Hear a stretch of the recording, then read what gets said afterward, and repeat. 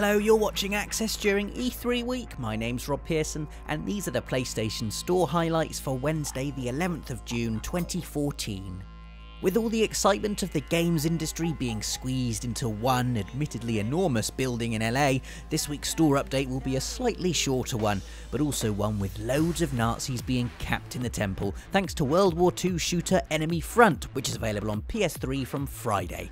Taking a less travelled road through history, Enemy Front stars an American journalist caught up in the resistance movement across Europe, with the suitably explosive action extending to seldom seen theatres of war in Poland and Norway. Luckily, these places are still full of eminently shootable Nazis.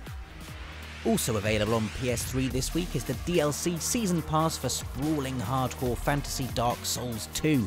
This covers a 3-part series of downloadable content called The Lost Crowns, with each episode opening up new areas of Drangleic to explore and new things to kill you, and, from the sound of things, powerful new items to covet. The first instalment, The Crown of the Sunken King, is out in July.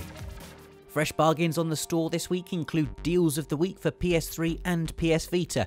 PS3 gets Tales of Symphonia Chronicles at a cut price, while the handheld gets money off Ultimate Marvel vs Capcom 3. And in the grand tradition of things that aren't really anything to do with football being sold on the back of the World Cup, there's the Super Save Sale, a pun we love so much we would marry it and live in the country. To be fair, it does help that it includes loads of excellent games like Bioshock Infinite, Hotline Miami, TXK, and Saints Row 4.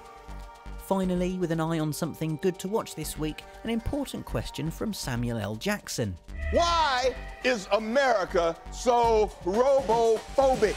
The answer to which is probably because building police robots with people inside has a bad track record and usually results in some very troubling ethical issues, and more importantly, dozens and dozens of people being shot, blown up and hit in the face by flying motorbikes, which of course is exactly why you should watch RoboCop in the first place.